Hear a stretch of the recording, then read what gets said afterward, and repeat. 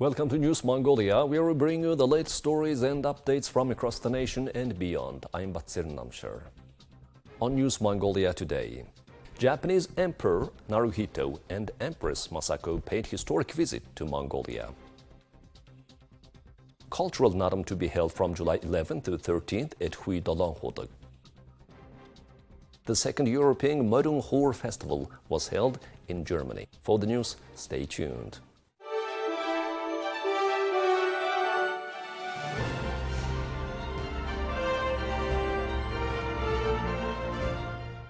Their Majesties Emperor Naruhito and Empress Masako of Japan arrived in Mongolia on July 6, 2025 at the invitation of Mongolia marking their first ever state visit to the country.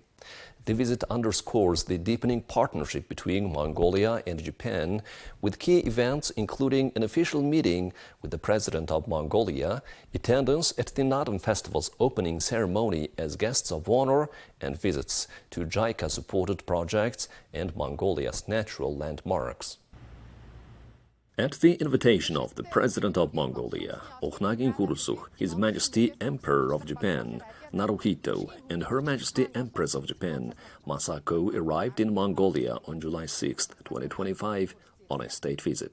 Their Majesties, the Emperor and Empress of Japan, along with the accompanying delegation, were welcomed at Chinggis Khan International Airport by Minister of Foreign Affairs of Mongolia, Batsitsig Batmukh, Ambassador Extraordinary and Plenipotentiary of Mongolia to Japan, Bairsekhem Banzrukh, Ambassador Extraordinary and Plenipotentiary of Japan to Mongolia, Igawahara Masaru, and other officials. During the state visit, President of Mongolia, His Excellency Okhnagin Khurelsukh, and His Majesty Emperor of Japan, Naruhito, will hold an official meeting, and their Majesties of the Emperor and Empress of Japan will attend the opening ceremony of the Nadam Festival as guests of honor. In addition, their Majesties will visit a number of institutions that implement projects supported by the Japan International Cooperation Agency and tour some of the picturesque natural landscapes of Mongolia. This visit marks the first ever state visit to Mongolia by their Majesties, the Emperor and Empress of Japan. The annual Cultural Nadam will take place from July 11th to 13th at Hui Dolonghodag, offering visitors an impressive experience of Mongolia's rich heritage through 9 themed pavilions, traditional performances, and hands-on cultural activities. Now, in its 17th year, the event celebrates the core values of Mongolian people and aims to inspire national pride and cultural preservation. Visitors will have the opportunity to explore 9 themed pavilions that promote traditional Mongolian attire, genealogy record-keeping, the unique characteristics of ethnic dance forms such as bibilge and traditional folk games. The event also features UNESCO-registered tangible and intangible heritage. These activities are offered to encourage Mongolians to value, preserve, and pass down their cultural heritage. This year's Cultural Nadam is being organized under the theme The Most Cherished Values of the Mongolian People. It will include performances blending tradition and modernity, presented by teachers and students of the Mongolian University of Arts and Culture and cultural heritage bearers. Various pavilions will showcase 9 core values through activities featuring daily life practices, national art forms, and traditional games.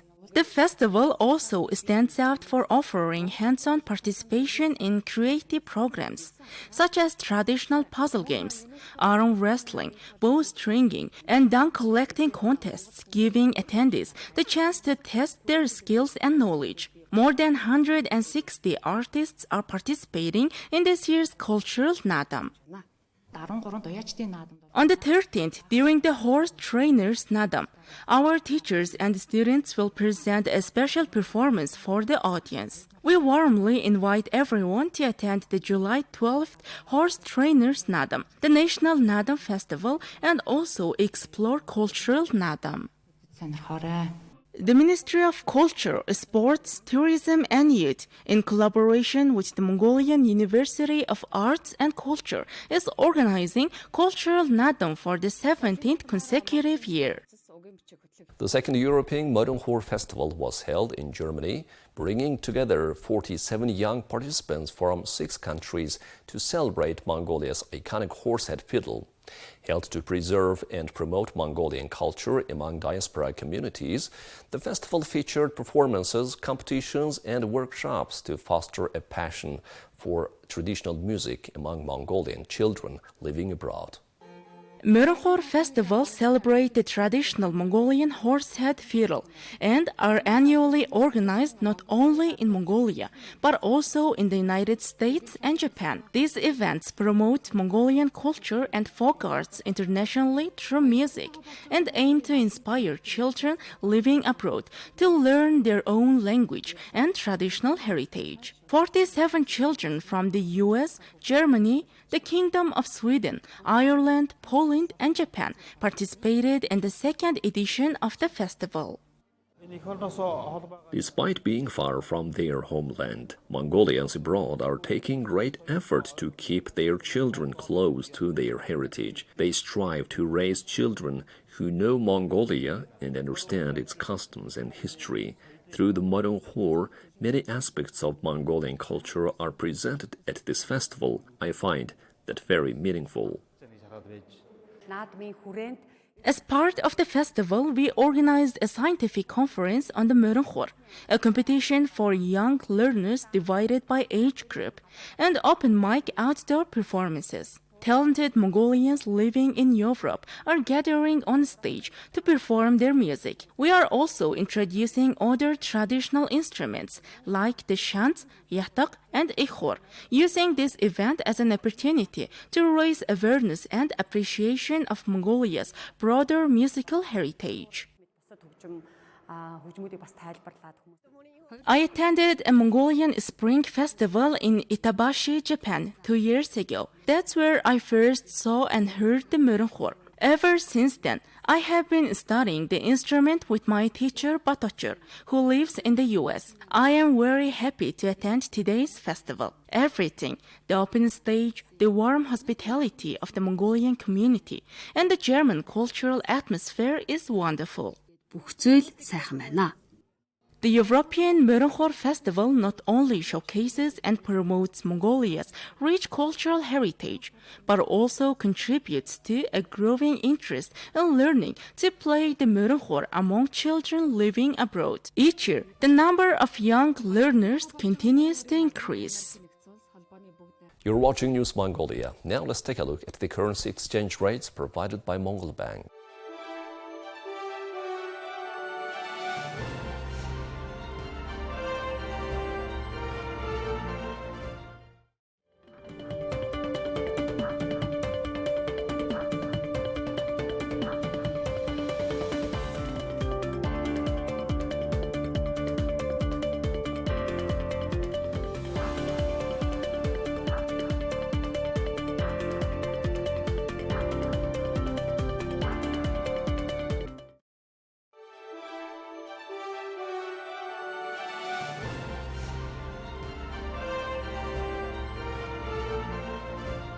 Now let's take a look at international news from our partner agencies. Brazil is hosting a BRICS summit in Rio de Janeiro this week, bringing together leaders of the expanded bloc against a backdrop of global conflict and economic uncertainty.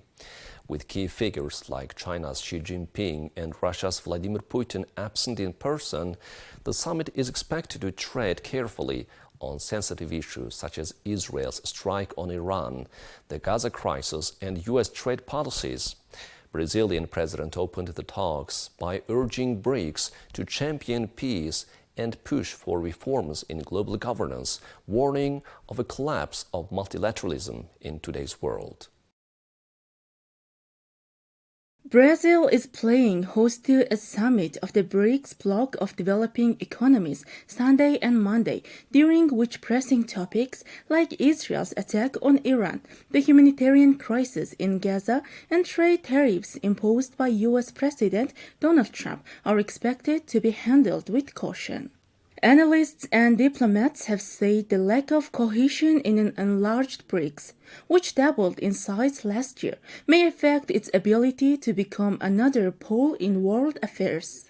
They also see the summit's moderate agenda as an attempt by member countries to stay off Trump's radar. Brazil's president has some of his priorities, such as debates on artificial intelligence and climate change, front and center for the talks with key leaders not in attendance. Brazil's president said in his speech on Sunday that we are witnessing the unparalleled collapse of multilateralism and that the meeting is taking place in the most adverse global scenario of the 4 times Brazil has hosted it. He called for the group to promote peace and mediate conflicts.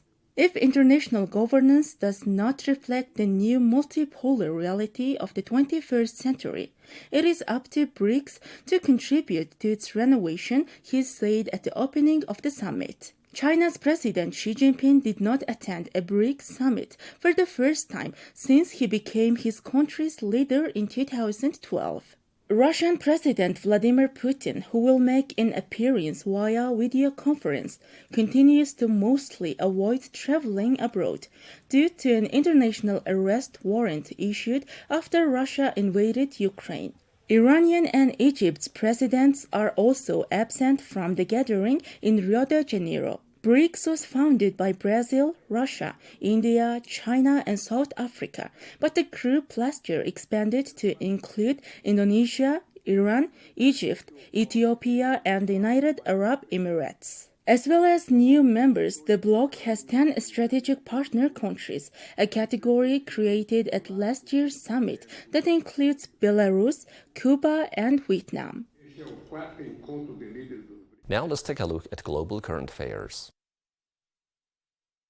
China's new aircraft carrier has gone on show in Hong Kong. Public visits to the carrier, called Shandong, started on Saturday. People posed with Chinese Navy sailors for photos, with planes and helicopters were on display on the flight deck. The Shandong is China's second aircraft carrier and has recently been taking part in exercises in the Pacific.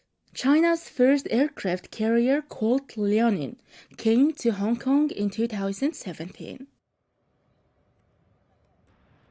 Taiwan's Air Force decommissioned its F-5 series fighter jets on Friday after the aircraft's 5 decades of service defending the island's airspace. The F-5 series was the fruit of cooperation that started in 1968 between the island's government and Northrop, an American fighter jet builder. A memorandum of understanding signed in 1973 kicked off the local assembly of Taiwan's F-5 series jets under the supervision of Northrop staffers. From 1973 to 1986, a total of 308 units were assembled in Taiwan. The aircraft were gradually replaced by other fighter jets models, which were acquired by Taiwan's Air Force. In recent years, before its decommission, the aircraft were mostly used for reconnaissance and training.